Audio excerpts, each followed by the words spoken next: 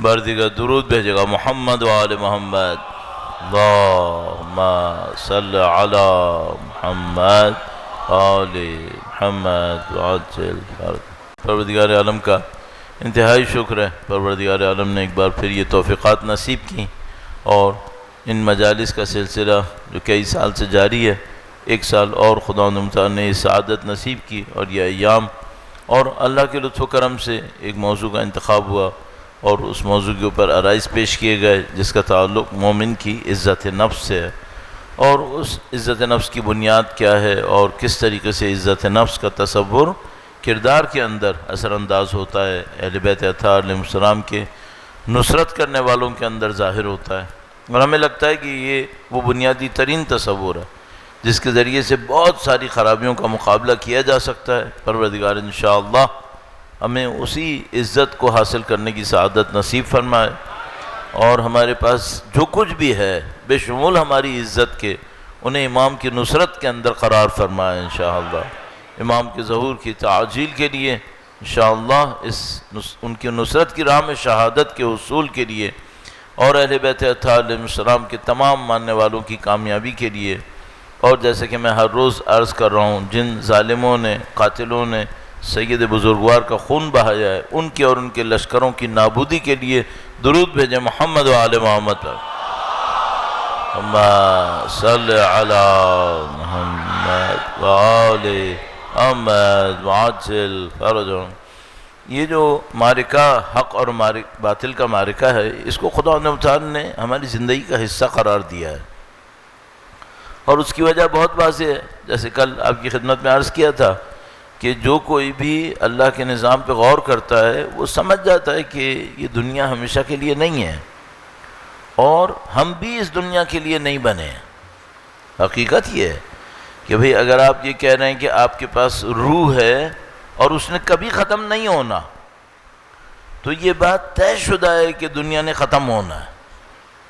آپ کی عمر، میری عمر، مثلا میری جیسے کہ 60 سال جتنے سال، کسی کی 100 سال، 200 سال لگا لو، 900 سال لگا لو، بالآخر ختم ہونا۔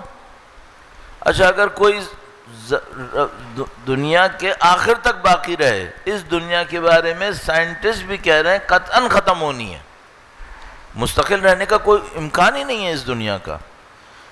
تو اگر آپ کے پاس روح ہے جو نہیں مٹتی، اور یہ دنیا ہے اور اس کی زندگی ہے جس نے یقیناً مٹنا ہے، اس کا مطلب کیا ہے؟ اس کا مطلب ہے آپ یہاں کے لیے نہیں بنے ہیں، آپ کہیں اور کے لیے بنے ہوئے۔ اور یہ روایتوں کے اندر تصور فرمایا کہ تم خلق نہیں ہوئے اس دنیا کے لیے جو فانی ہے، تم خلق ہوئے ہو اس دنیا کے لیے جو باقی ہے۔ تم بقا کے لیے خلق ہوئے ہو، تم فنا کے لیے خلق نہیں ہوئے ہو۔ اور تم ایک گھر سے دوسرے گھر جاتے جاؤ گے، آج اس گھر میں ہو یہ فنا ہو جائے گا، پھر ایک اور جگہ پہ جاؤ گے وہ بھی فنا ہو جائے گی۔ مثلا آج ہم اس دنیا میں ہیں، یہاں سے موت آئے گی، پھر برزخ جائیں گے، وہاں سے ختم ہوگا معاملہ، محشر میں جائیں گے، محشر کے بعد پل صراط، تبدیل ہوتا رہے گا۔ تو اگر کوئی انسان اس نظام عدل الہی کو سوچے، جیسے میں نے کل اشارہ کیا، فوراً سمجھ میں آتا ہے کہ آخرت ہے۔ اپنے وجود پہ غور کرے کہ میرے اندر روح ہے، میرے اندر نفس ہے جس نے ختم نہیں ہونا۔ اس کا مطلب کیا ہے؟ اس کا مطلب ہے دنیا کے لیے نہیں ہوں میں۔ اگر دنیا کے لیے نہیں ہوں، کہیں اور کے لیے ہوں، تو یہاں ہوں کیوں؟ امتحان کے لیے۔ خود بخود سمجھ میں آتی ہے۔ اچھا، امتحان کب ہوگا؟ جب سختی ہوگی، جب دو راستے ہوں گے۔ اگر شہد کی مکھی کی طرح خدا اسے کہے کہ تم نے پھلوں سے رس لینا ہے، شہد بنانا ہے، تو شہد کی مکھی کا تو امتحان نہیں ہو رہا، اس کا تو راستہ طے ہوا ہے۔ یہ انسان ہے جس کے سامنے دو راستے ہوں گے، اِنَّا هَدَيْنَاهُ النَّجْدَيْنِ إِمَّا شَاكِرًا وَإِمَّا كَفُورًا، دو راستے ہوں گے۔ اب اس نے طے کرنا ہے کون سے راستے پہ جانا ہے۔ تو یہ جو دو راستے ہوں گے، اس میں حق کے راستے پر جانے میں سختی ہوگی یا نہیں ہوگی؟ سختی نہیں ہوگی تو امتحان کیسے ہوگا؟ تو جیسے ہی آپ اپنے بارے میں سوچتے ہیں، جیسے ہی کائنات کے بارے میں سوچتے ہیں، جیسے ہی عدل الہی کے بارے میں سوچتے ہیں، فوراً یہ نتیجہ سمجھ میں آ جاتا ہے یہاں نہیں رہنا ہے، یہاں صرف امتحان کے لیے آنا ہے، سختی ہوگی۔ یہ حق و باطل کا معرکہ ہے، ایک طرف حق ہوگا ایک طرف باطل ہوگا. پہلے دن سے ایک کہانی شروع ہوئی ہے، آخری دن تک جاری رہے گی. اب سوال یہاں پہ یہ آتا ہے کہ اگر یہ بات طے شدہ ہے کہ بھئی ایک حق ہے ایک باطل ہے، تو اس بیچ میں جیتے گا کون؟ کس نے جیتنا ہے؟ تو اب مثال کے طور پر یہ نہیں سوچ سکتے کہ خدا نے پہلے سے طے کر لیا کون جیتے گا کون ہارے گا. اگر ایسا ہوتا تو پھر جنت کیوں ہے، جہنم کیوں ہے؟ پھر تو سب چیزیں پہلے سے طے ہوئی بھی ہیں. نہیں، یہ بھی نہیں ہوا ہے. اس کا مطلب کیا ہے؟ اس کا مطلب ہے آپ نے اپنے ارادے اختیار سے سختی کا راستہ لینا ہے، آپ نے ارادے اختیار سے باطل سے ٹکرانا ہے، تب کہیں جا کر آپ کامیابی کے راستے پر آ پائیں گے. اور یہ وہ معرکہ ہے جو خداوند متعال قرآن کریم میں بار بار ارشاد فرماتا ہے. سوچنا بھی نہیں کہ ہم امتحان نہیں لیں گے، سوچنا بھی نہیں. اب غفلت کیا ہے؟ جو کل میں نے عرض کیا تھا کہ غفلت دشمن ہے. غفلت کیا ہے؟ میں مثلاً کراچی میں زندگی گزار رہا ہوں، پاکستان میں زندگی گزار رہا ہوں، میرا کالج، میری یونیورسٹی، میرا بزنس، میری جاب چل رہی ہے، زندگی گزر رہی ہے، اور میں یہ سوچتا ہوں پتہ نہیں میرا امتحان کہاں ہو رہا ہے، ہو بھی رہا ہے یا نہیں ہو رہا ہے. جیسے ہی کوئی یہ سوچے کہ پتہ نہیں امتحان ہو رہا ہے یا نہیں ہو رہا ہے، اس کا مطلب کیا ہے؟ اس بیچارے کو نہیں پتا کہ امتحان ہو رہا ہے. یہ سوچنا کہ میرا امتحان ہو رہا ہے یا نہیں ہو رہا ہے، اس کا مطلب کیا ہے؟ قطعاً یہ غافل ہے. غافل نہیں ہوتا، سوچ ہی نہیں سکتا تھا. یہ کیوں؟ یہ بالکل ایسا ہی ہے جیسے آپ اپنے بدن کو جانتے ہیں، اس کی نیڈز کو جانتے ہیں، اس کو آکسیجن چاہیے، اس کو کاربن ڈائی آکسائڈ گیس ریلیز کرنی ہے. آپ زندہ ہیں، یہاں پہ زندگی گزار رہے ہیں، اچانک آپ اپنے آپ سے پوچھتے ہیں پتہ نہیں میں سانس لے بھی رہا ہوں یا نہیں لے رہا ہوں. اگر تم سانس نہیں لے رہے ہوتے تو زندہ کیسے ہو؟ زندہ ہو اس کا مطلب ہے سانس لے رہے ہو، تو کیا کہ مجھے پتہ کیوں نہیں چلتا؟ یہی تو غفلت ہے، یہی تو مشکل ہے ساری، کہ ہم اور آپ سمجھ رہے ہیں زندگی گزر رہی ہے، امتحان کہاں ہو رہا ہے؟ یہی امتحان ہو رہا ہے، یہی امتحان ہے. اب کسی کا امتحان بہت چھوٹا سا ہے، چھوٹا سا کوئی حق ہے، اس کی خاطر اس نے کیا کیا.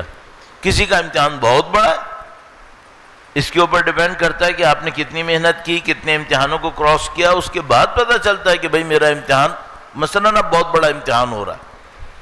تو آپ اپنی زندگی میں غور کریں، آپ کو جگہ جگہ امتحان نظر آئے گا. ایک مثال عرض کرتا ہوں، درود بھیجے گا محمد و آل محمد صلی علی محمد آل محمد عاجل فرجہم. کل بھی عرض کیا تھا، شاید پرسوں بھی عرض کیا تھا کہ خداوند متعال نے بنی اسرائیل کی مذمت اس پہ کی، امر بالمعروف نہی عن المنکر کیوں نہیں کرتے، اور خاص کر نہی عن المنکر پہ اصرار کیا، برائی سے کیوں نہیں روکتے. اب میں اپنے آپ سے ایک بات پوچھتا ہوں، پاکستان میں برائیاں نہیں ہیں؟ الا ماشاءاللہ. کراچی میں برائیاں نہیں ہیں؟ بہت ہیں. میں نے روکا ہے؟ اگر نہیں روکا ہے تو میں وہی تو نہیں کر رہا جو بنی اسرائیل نے کیا تھا. چھوٹے لیول پہ میں وہیں پھنس گیا ہوں. بھئی وہ جو ان کے علماء جن کی مذمت کی خدا نے کہ یہ برائی سے کیوں نہیں روکتے تھے، کیا ان کے پاس کوئی عذر نہیں ہوگا؟ عذر ہوگا بولنے کے لیے تو سب کے پاس ہوتا ہے. ان الانسان علی نفسہ بصیرہ ولو القی معاذیرہ، قرآن کریم میں ارشاد فرماتا ہے انسان اپنے نفس سے بصیرت رکھتا ہے، عذر پیش کرتا رہتا ہے. یہ انسان کی عادت ہے. تو آپ اور میں اپنے اطراف میں دیکھیں. اب ظاہر اس میں ایک جملہ اور اضافہ کرتا چلوں، جب بھی آپ نہی عن المنکر کریں پہلے جا کے پڑھ لیجئے نہی عن المنکر کی شرائط ہوتی کیا ہیں.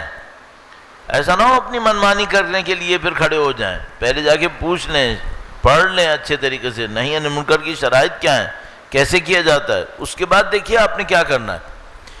اور یہ وہ کام ہے جہاں پہ جیسے آپ کرنے لگتے ہیں اب آپ کو کیا ہونا ہوتا ہے، کوئی نہ کوئی قربانی دینی پڑتی ہے، کوئی نہ کوئی چیز قربان کرنی پڑتی ہے.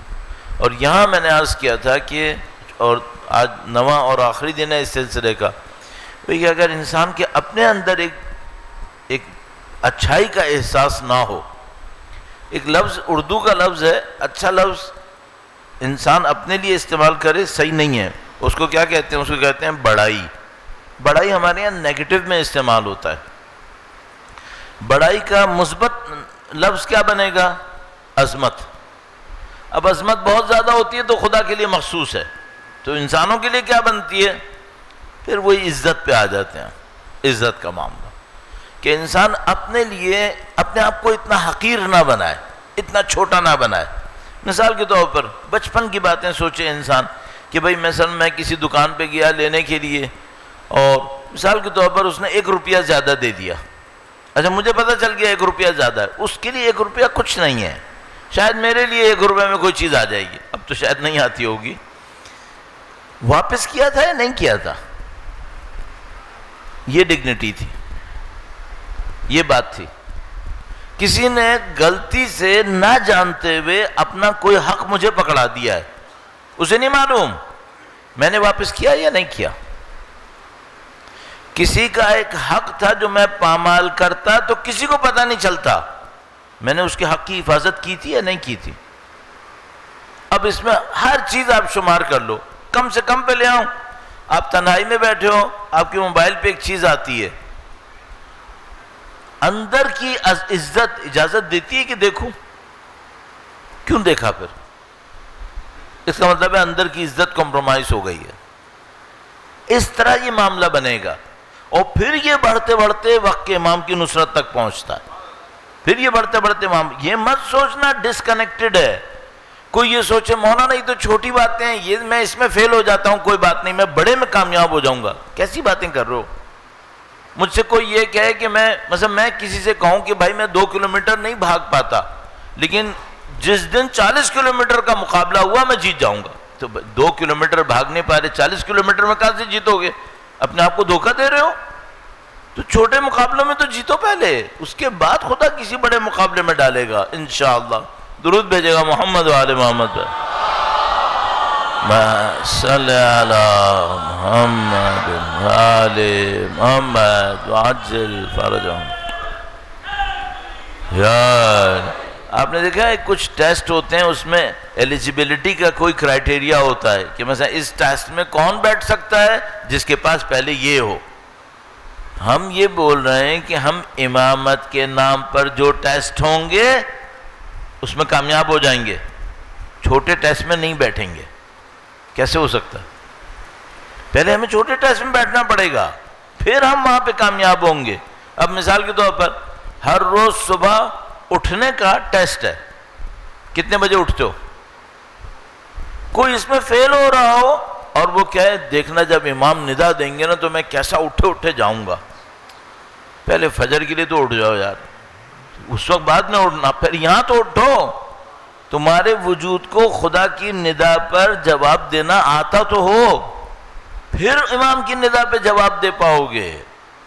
تو اپنے آپ کو کسی میں اپنے آپ کو جسے کہتے ہیں بیوقوفی میں نہ رکھوں کہ میں یہاں تو کام نہیں ہو پا رہا ہوں، نعوذ باللہ وہاں ہو جاؤں گا. نہیں، یہیں پہ کرنا ہے، اور چھوٹی چھوٹی جگہوں پہ کرنا ہے. چھوٹی چھوٹی جگہوں پہ کامیابی حاصل کرنی ہے، اس سے پھر بڑی اور ڈگنیٹی جس کو ہم لوگ کہتے ہیں حاصل ہوتی ہے. اور یہ وہ چیز ہے جس پہ اہل بیت اطہار نے اپنے ماننے والوں کو تربیت کی ہے. چھوٹی چھوٹی چیزوں پہ تربیت کرتے تھے. ایک عجیب واقعہ میں نے پڑھا، شاید پہلے بھی عرض کر چکا ہوں، لیکن اس سے نظر آتا ہے اہل بیت کس طرح باریک بینی سے کام لیتے تھے اپنے افراد کی تربیت میں. واقعہ آپ کی خدمت میں عرض کرتا ہوں، درود بھیجے گا محمد و آل محمد پر.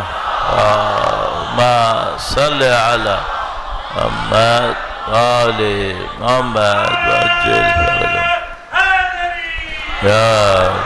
ایک آدمی مولا 8ویں امام کی خدمت میں حاضر ہوتا ہے. مولا 8ویں سرکار کی ذات مقدس پر اور ان کی بہن بی بی فاطمہ معصومہ کی ذات مقدسہ پر درود بھیجے محمد و آل محمد. محمد و آل محمد وعجل فرج. امام سے کچھ اس نے دریافت کرنا تھا، کچھ سوالات امام کی خدمت میں پیش کرنے تھے تاکہ امام رہنمائی فرمائیں. گویا اس میں دیر ہو جاتی ہے، اور اس کے میرے خیال میں شاید گھر کچھ دور تھا، کیا تھا. امام نے کہا تم ہمارے گھر پہ رک جاؤ. اس کی تو جسے کہتے ہیں عید ہو گئی کہ میں امام کے گھر پہ رک رہا ہوں. اب وہ پہلے زمانے میں ایسا ہوتا تھا، ایک اینیکسی ہوتی تھی جو گھر سے تھوڑا سا، مین گھر جو تھا وہ حرم تھا، تھوڑا سا فاصلے پر ایک کمرہ بنا ہوتا تھا، اس کو اینیکسی کہتے تھے، یا مثال کے طور پر مہمان خانہ کہتے تھے قدیم زمانے میں. تو امام نے کہا تم یہاں رک جاؤ، وہ رکنے لگا. تو امام نے کہا کہ ٹھیک ہے میں تمہارا بندوبست کرتا ہوں، مثلا کوئی مثلا جیسے سونے کے لیے چیزیں چاہیے ہوتی ہیں. تو اس کو اتنا اچھا لگا کہ میں اپنے امام کے گھر پہ رکا ہوا ہوں رات کو، تو اس نے شکرانے کی نماز پڑھی کہ اللہ کا شکر بجا لاؤں کہ اس نے مجھے سعادت مل رہی ہے.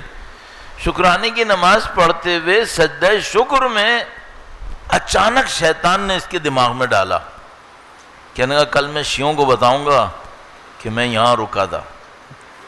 اس کے دماغ میں شیطان نے ڈالا.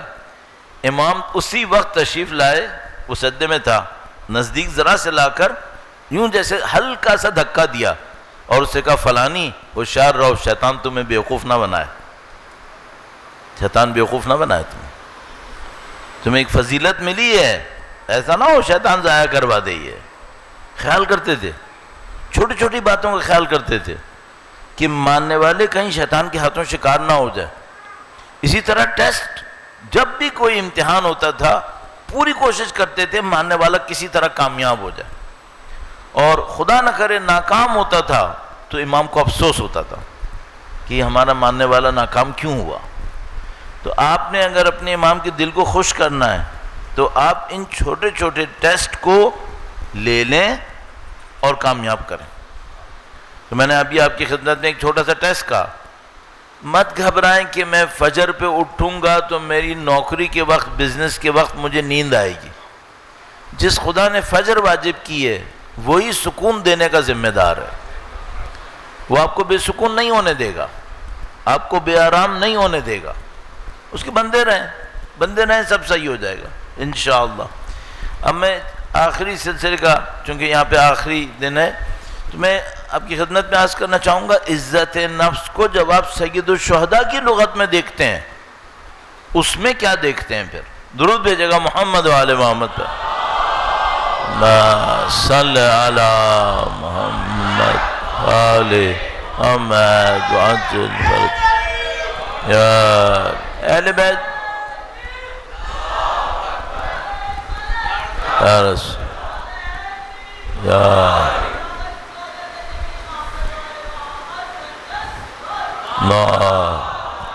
صلی علی محمد آل محمد وعجل فرج. اچھا آخری دن ہے، ٹھیک ہے چل جائے گا. ایک بار پھر درود بھیجے گا محمد و آل محمد صلی علی محمد آل محمد وعجل فرج. اہل بیت اطہار اپنے بچوں کو بھی اس پہ تربیت دیتے تھے کہ تمہیں لوگ خاندان اہل بیت کے نام پہ دیکھ رہے ہیں، ہوشیار رہو، کردار سے کم کوئی حرکت نہیں کرنا، نیچے نہیں آنا. اور نت بڑائی ثابت کرنے کے لیے نہیں، اسٹینڈرڈ نبوت سے واسطے کی وجہ سے تھا کہ نبوت سے تعلق ہے. لہذا سید الشہداء نے جب پہلی مرتبہ مدینے میں اس کے ظالم گورنر نے بیعت کا مطالبہ کیا، سید الشہداء نے اس کو یاد دلایا کہ میرے نانا کون ہیں، میں کس خاندان کا ہوں اور میں کن گودیوں میں پلا ہوں. فرمایا ہمارا گھر وہ ہے جہاں وحی نازل ہوئی ہے، ہاں یہاں فرشتے آتے جاتے ہیں، میرا جیسا اس جیسے کی بیعت نہیں کرے گا. یہ کیا جملہ ہے؟ امام نے یہ کہا کہ میں وہ ہوں جس کا تعلق نبی کے خاندان سے ہے، وحی کے خاندان سے ہے. وحی کا خاندان میرا خاندان ہے، میری والدہ یہ ہیں، میرے والد یہ ہیں، میں ان گودیوں میں پلا ہوں. کیا یہ گودیاں مجھے اجازت دیں گی کہ میں یزید جیسے لعین کے ہاتھ میں ہاتھ رکھ دوں؟ میں نہیں، یہ میں نہیں کر سکتا، میں نہیں کروں گا. نہ کہ میں نہیں کروں گا، میرا جیسا بھی نہیں کرے گا. بھول جاؤ. زیادہ زیادہ کیا کر لو گے؟ شہید کرو گے، ظلم ڈھاؤ گے. تو سید، جیسے میں نے کل عرض کیا تھا کہ مولا ابو الفضل نے کیا فرمایا کہا تم کیا سمجھتے ہو کہ میں جان بچانے کے لیے اولاد نبی کو چھوڑ کر جن کی نسلیں بھی غلط ہیں ان کے سامنے سر جھکاؤں گا؟ اتنا پست نہیں، ایسا نہیں ہے. یہ اسٹینڈرڈز بنائے انہوں نے اپنے لیے اسٹینڈرڈز بنائے. اب میں عرض کروں گا ہمیں اس سے کچھ سیکھنا چاہیے کہ بھائی مثال کے طور پر، اب میں کیا اس مسئلے کے اوپر آخری دن کے عرائض میں اس کو نہیں شامل کرنا چاہتا، لیکن مثلا ابھی کچھ وقت پہلے وہ پاکستان کے بہت طاقتور شخص نے کہا کہ بھئی اگر آپ ایسے نہیں ہو تو ایران جاؤ. تو سب لوگ کھڑے ہو گئے. انہوں نے کہا یہ کیسے کہہ رہا ہے یہ؟ اگر ہم یہاں کے لوگ ہیں، ہم نے ملک بنایا ہے، ہم یہاں رکیں گے اور کوئی ہمیں یہ کہے کہ ہم جائیں، ہم جانے دے دیں گے. ہم کہیں نہیں جانے والے، یہ جگہ ہماری ہے. ہم نے یہاں علم اٹھائے ہیں، یہاں پہ ہم نے مجلسیں کی ہیں، یہاں پہ ہماری زیارتیں ہیں، یہاں پہ ہماری خبریں ہیں. ہم کہیں جانے والے نہیں ہیں. اب ہمارے سامنے دو راستے ہوتے ہیں ہمیشہ کی کہانی ہے. دیکھو یہ آج کی نئی کی بات نہیں ہے، ہمیشہ کی کہانی. یا ظالموں کے سامنے اپنے امام کی طرح ڈٹ جاؤ، یا ظالموں کے سامنے نعوذ باللہ تعالی سر جھکا کر ان کی طرح بن جاؤ جنہوں نے امام حسین کو چھوڑ دیا. سید الشہداء نے ہمیں کچھ نعرے دیے ہوئے ہیں. خدا شاہد ہے یہ نعرے بہت قیمتی ہیں. جو سید الشہداء نے ہمیں نعرے دیے ہوئے ہیں یہ نعرے بہت قیمتی ہیں. ان نعروں میں ایک نعرہ ایسا ہے جو سمجھ لو آج جو میں نے 9 دن عرائض پیش کیے، اس کو سارے کو آپ کہہ سکتے ہو سید الشہداء کے اس نعرے کی تشریح ہے. وہ نعرہ کیا ہے؟ سید الشہداء نے فرمایا تھا ان الداعی ابن الداعی قد رکضنی بین اثنتین. اس ولد حرام ابن ولد حرام نے مجھے 2 معاملہ کے درمیان کھڑا کر دیا ہے. 2 میں سے کوئی ایک لے لوں، السلتی والذلہ، یا میں شمشیر لوں جو مجھے مار دے، شہید کر دے، یا ذلت لے لوں نعوذ باللہ تعالی اس ظالم و فاسق و جابر کی. تو وہ ایک شاعر نے کتنا خوبصورت کہا کہ درود بھیجے گا محمد و آل محمد.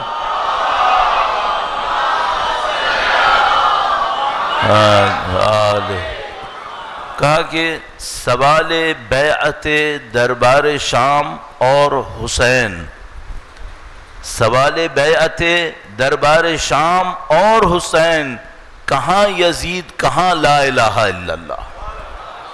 سید الشہداء لا الہ الا اللہ کے کہنے والے ہیں، وہ کہاں دربار شام کے تابع بنیں گے. تو سید الشہداء نے کہا ان الداعی ابن الداعی قد رکضنی بین اثنتین السلۃ والذلہ. اور اس کے بعد سید الشہداء نے ہمیں ایک نعرہ دے دیا قیامت تک کے لیے، ہیہات من الذلہ، ہیہات من الذلہ، ہیہات من الذلہ، ہیہات من الذلہ، ہیہات من الذلہ.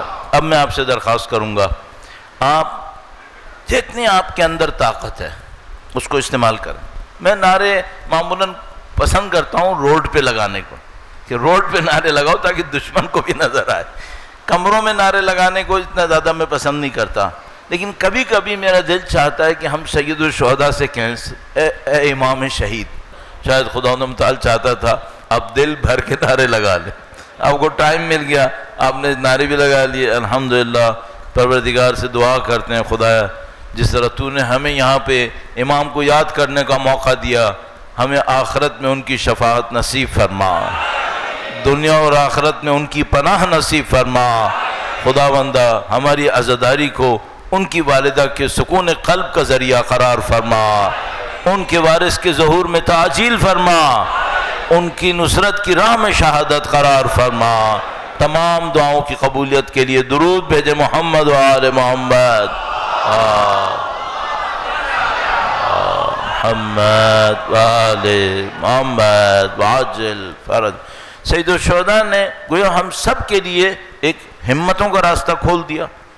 اور جو سید الشہداء نے بہت بڑا ایک اور پیغام دیا جو شاید میں ایک لحاظ سے کہوں گا شاید گزشتہ انبیاء کے ذریعے نہیں آیا، اور وہ سید الشہداء کے ذریعے سے آیا. کوئی یہ نہ کہے کہ ہم انبیاء کے مقام میں نعوذ باللہ کمی کر رہے ہیں، نہیں، معاملہ اللہ کے نبی کا ہے جو افضل الانبیاء ہیں، اشرف الانبیاء ہیں، تو مقابلہ کسی نبی کے مقام کو کم کرنے کا نہیں ہے، لیکن یہ نبی خدا ہے کہ جو اشرف الانبیاء ہیں، تو ان کے نسل میں جو ان کے نواسے آ رہے ہیں جن کے لیے خود نبی نے فرمایا کہ انا من حسین، یہ معاملہ وہ معاملہ ہے۔ اچھا یہ کیا معاملہ ہے؟ تو مثال کے طور پر پہلے حضرت نوح علیہ السلام کے سامنے دشمن آئے، خدا نے حضرت نوح علیہ السلام سے کہا کہ تمہاری کشتی ہوگی اور باقی لوگ غرق ہو جائیں گے، غرق ہو گئے۔ امتحان چھوٹا سا تھا، اپنے نبی کا ساتھ دو اور کئی سو سال گزرنے ہیں، گزار لو، صبر کرو۔ حضرت ابراہیم علیہ السلام کے زمانے میں اب حضرت ابراہیم علیہ السلام نے قربانی دی، وہ آگ میں گئے اور آگ نے نہیں جلایا، یا نار کونی بردن و سلامن، حضرت ابراہیم علیہ السلام صحیح سالم باہر آ گئے، معجزہ ظاہر ہو گیا، ماننے والوں کے لیے معجزہ ہو گیا۔ پھر حضرت موسیٰ علیہ السلام جادوگروں کے سامنے آئے، جادوگروں نے اپنا جادو چلایا، حضرت موسیٰ علیہ السلام کو خدا نے کہا کہ جو تمہارے ہاتھ میں لاٹھی ہے یہ پھینک دو اور یہ تمہارے سارے لاٹھی تمہارے سامنے آنے والے جادوگروں کی جادو کو ختم کر دے گی، ختم ہو گیا معاملہ، ختم۔ حضرت عیسیٰ علیہ السلام تک معاملہ آیا، ان کو سولی پہ چڑھانے کی کوشش کی گئی، خدا متعال نے حضرت عیسیٰ علیہ السلام کو اوپر بلا لیا اور بچا لیا۔ سب کے اندر حجت خدا کی جان نہیں گئی، سب کے اندر قربانی کا آخری لمحہ آتا تھا اور خدا تبدیل کر دیتا تھا۔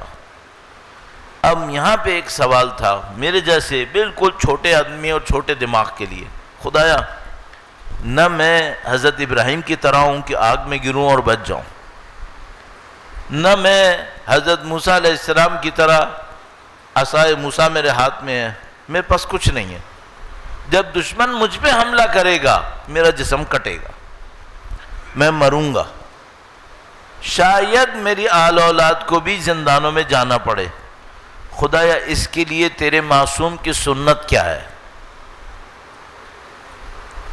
یہ معاملہ خداوند متعال نے گویا امام حسین کے ہاتھ میں رکھا، یہ معاملہ یہاں پہ رکھا۔ ہمارے پاس عیسائیوں کی کتاب میں، جو مسیحی ہمارے بھائی ہیں، ان کی کتاب میں ایک آخری چیپٹر ہے ریولیشن کے نام سے، مکاشفہ۔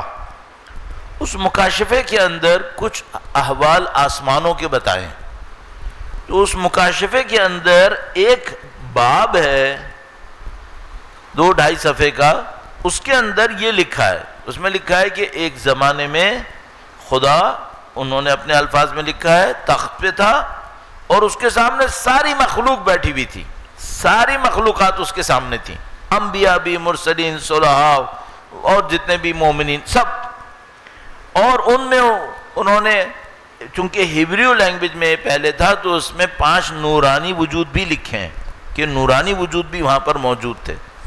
اس کے بعد اس کتاب کے اندر یہ واقعہ اس طرح سے لکھا ہے کہ خدا نے ایک کتاب ہاتھ میں اٹھائی، کوئی کتاب ہاتھ میں پکڑی اور اس کتاب کے اوپر مہریں لگی ہوئی تھیں، اور خدا نے تمام مخلوقات سے کہا کہ کوئی ہے جو اس کتاب کی مہروں کو کھولے، تو کسی میں ہمت نہیں تھی، کسی میں ہمت نہیں تھی، اور یہ منظر دیکھ کر کہ کسی میں ہمت نہیں ہو رہی ہے، سب لوگ ڈرنے لگے، کوئی رونے لگا کہ اللہ نے ایک چیلنج دیا ہے اور کوئی نہیں ہے جو اس چیلنج کو اٹھائے۔ یہ ہمارے مسیح بھائیوں کی کتاب میں ہے جو اولڈ ٹیسٹیمنٹ ہے، اس کے اندر ریولیشن چیپٹر کے اندر، تو اس کے اندر لکھا کہ پھر ایک ذبح ہوئی ہوئی بھیڑ سامنے آئی، ذبح ہوئی ہوئی بھیڑ سامنے آئی، اور اس نے خدا سے کہا کہ خدایا تیری کتاب کی ان مہروں کو میں کھولوں گا، میں نے کھولنا ہے اسے۔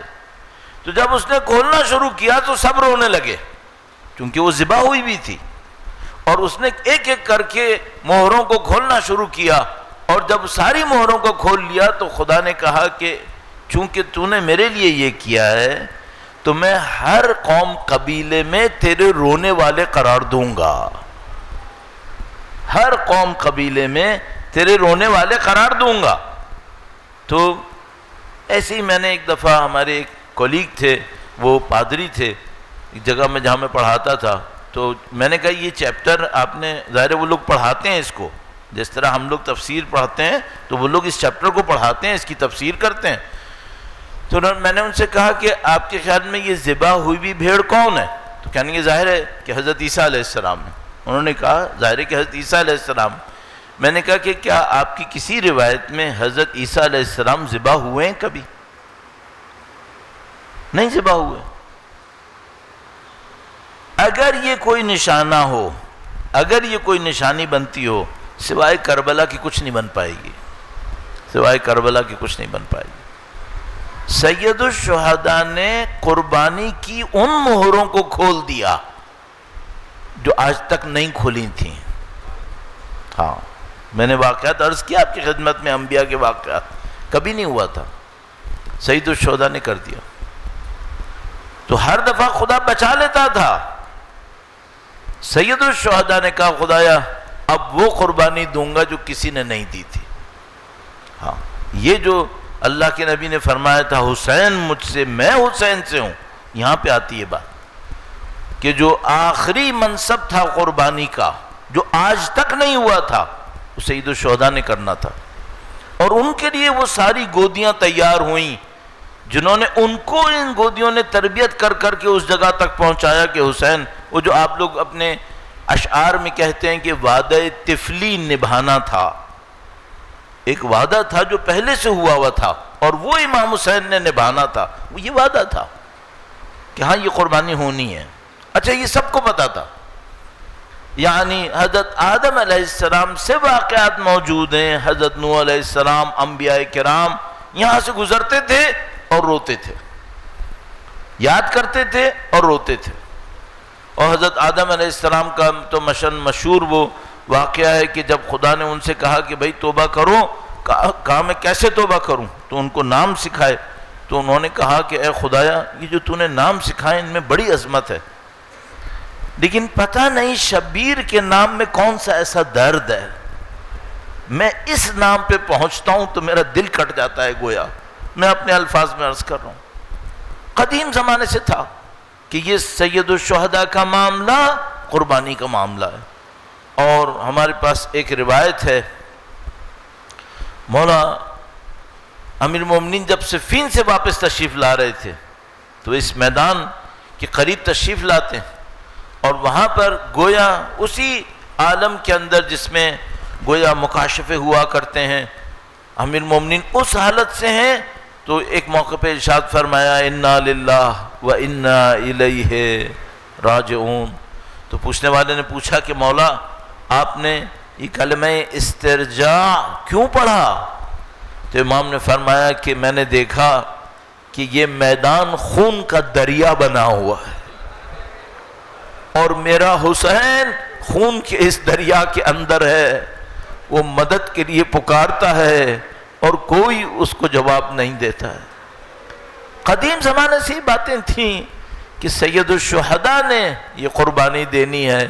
اور عزیزو کیا کیا انسان یاد کرے کہ سید الشہداء بار بار یاد دلاتے تھے کہ ہاں یہ قربانی ہونی ہے، ہاں یہ قربانی ہونی ہے. تو جب کربلا کی زمین پر پہنچے تو صراحت کے ساتھ کہنا شروع کر دیا کہ ہاں یہ وہ جگہ ہے جہاں ہمارے لاشیں بکھرے ہوئے ہوں گے،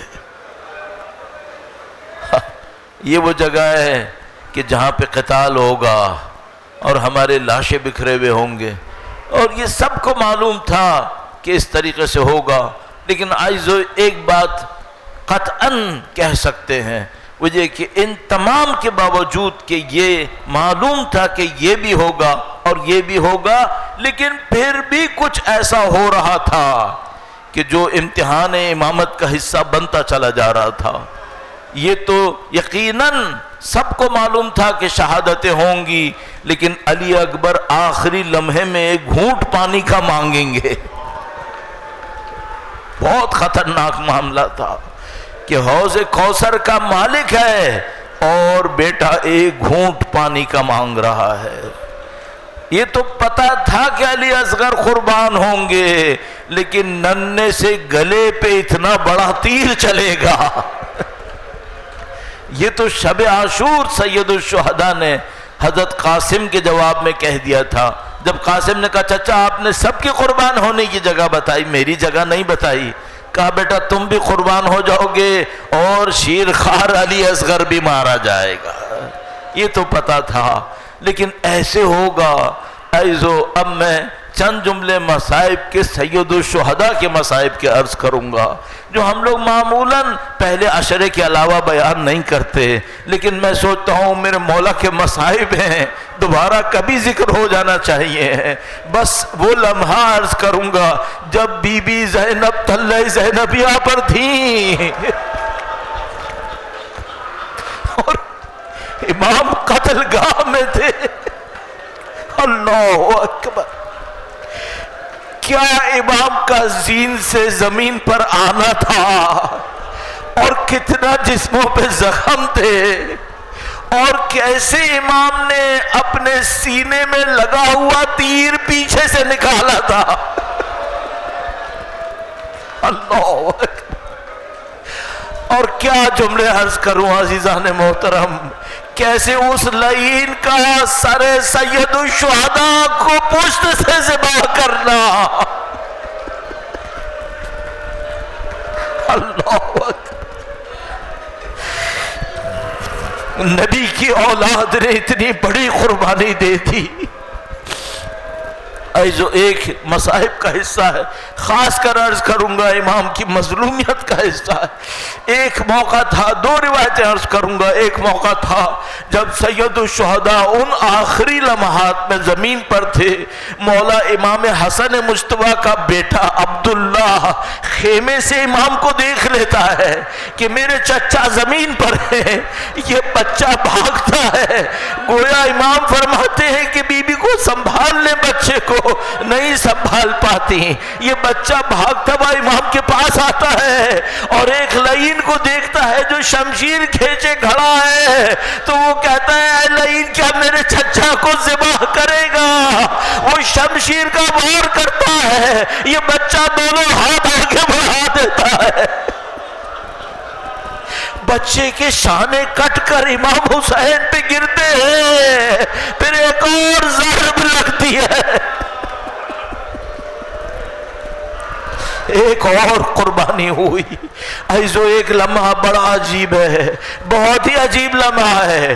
کسی نے آیت اللہ بہجت سے کہا آغا جہاں سید الشہداء زمین پر گرے تھے وہ جگہ کوئی اور ہے، اور جہاں سید الشہداء دفن ہوئے ذبح ہوئے وہ کوئی جگہ اور ہے. یہ چند قدموں کا فاصلہ کیوں ہے؟ تو آقا نے جواب میں فرمایا امام پر وہ مصائب ٹوٹے جو انسان کی طاقت سے باہر تھے. فرمایا جب سید الشہداء اس مظلومیت کے عالم میں زمین پر گرے تو یہ لعین خیموں کا رخ کرتے ہیں، امام حسین کونیوں کے بل کھڑے ہوتے ہیں، اپنے حرم کے دفاع کے لیے آگے بڑھتے ہیں اور فرماتے ہیں لعین ابھی ساجد ہے، میرے خیموں پہ حملہ مت کرو. الا لعنت اللہ علی القوم الظالمین وسيعلم الذین ظلموا ائی منقلب ینقلبون. خدا بندہ امام وقت منتقم کربلا کے ظہور میں تعجیل فرما. خدا بندہ ہمیں اپنے امام کی نصرت کی راہ میں شہادت نصیب فرما، اور تمام دنیا کے اندر جن ظالموں نے سید بزرگوار کا خون بہایا ہے ان ظالموں اور ان کے لشکروں کو نابود فرما. پاک پروردگار تجھے واسطہ نبی اولاد نبی کا ہماری موت شہادت کی موت قرار فرما.